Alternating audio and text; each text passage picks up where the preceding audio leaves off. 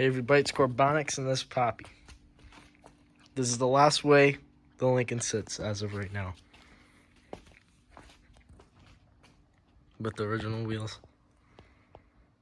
Last way it sits. We got the whole brake kit, hubs, everything from a 99 to 2004 New Edge Mustang GT.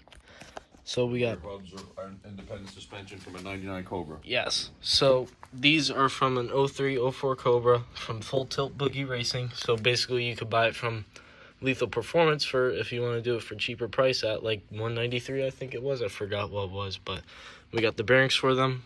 And there's over there. We got brake pads over here. We got new black nuts, hoses.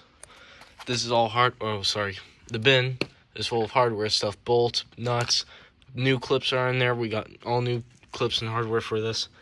Painted the calipers, new clips are also in those already.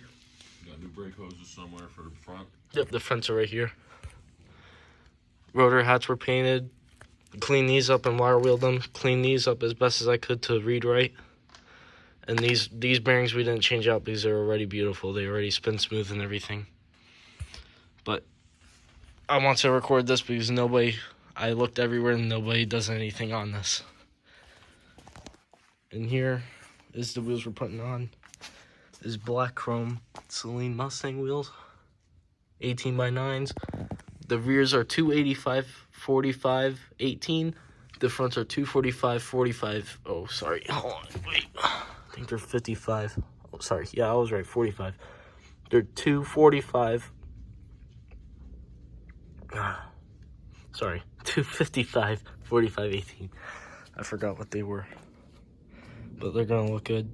The black chrome with the tint and the pearl, it's going to all come together. But we got a lot of stuff to do to it. So we got rear left airbag, we got rear end service easy, and the wheels.